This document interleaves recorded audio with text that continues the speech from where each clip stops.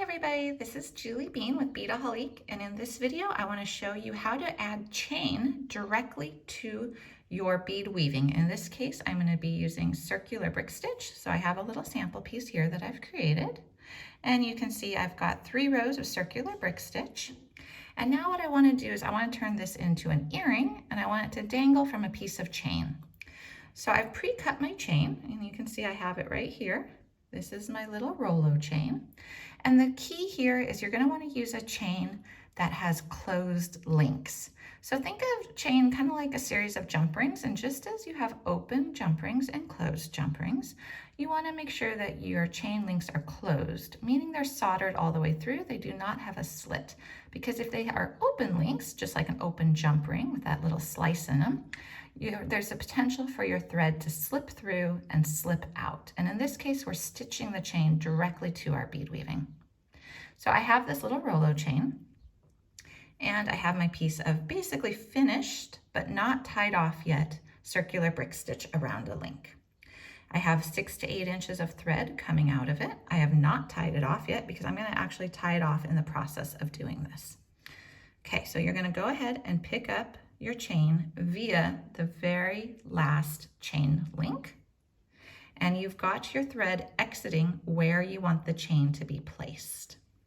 So I'm going to go ahead and now just take this and go down through the next bead over. So you can see where my thread is exiting the top of one bead, and now it's going to go down through the very next bead over, and I'm just going through the top of that bead, which is nice because with circular brick stitch, the top of the beads, the little holes are always up top.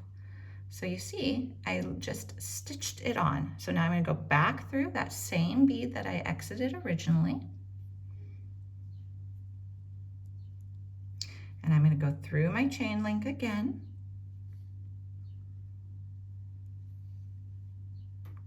And I'm going to go back down through that same bead and pull it. And I'm going to do that one more time. I'm going to make sure this is nice and secure because this is going to dangle from somebody's ear in this case. And I want it to be nice and stitched on there properly. Okay, this is the 3rd time. And this time I'm actually going to go through 2 beads.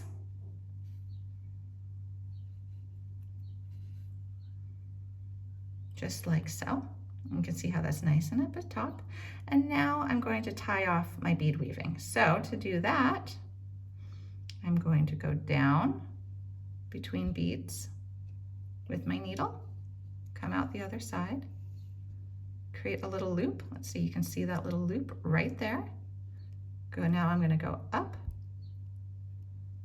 through my chain, my bridge under it. And I'm going to take my needle and go through that loop. And I'm going to pull. And I just created a little knot in there. And that's what you want to do to secure it. And make sure my tail doesn't slide out of my needle. And this is why you give yourself a good 6 to 8 inches, because you don't want to be struggling with too little thread. So now I'm just going to go up through another bead. Created my little knot. And let's go down through another bead over. I'm just weaving in my tail at this point because I've already knotted it. I've gone through several beads. And why not go up? Now, if you want, you can create another knot. No worries doing extra. And I'm just weaving this in a few times. And when I'm happy with where I'm at, I'm going to trim it. So I've just got my scissors. I'm going to hold my piece of beadwork down with the scissors. They're kind of pushing it towards my mat, and trim. And now you can see I've got that chain nicely attached to the top of my beadwork. And it is not going to go anywhere. I can tug on this, it is not going to come off. And what's nice is it's very sleek because I didn't have to use a jump ring or anything else to attach it. So I like the scale of it, especially with these little 11-0 Miyuki delicas that I used. So I hope this gave you some ideas on how to attach chain and how to attach different things. to your beadwork. It's just one of many options, and we have other videos showing you different options over at beadaholique.com.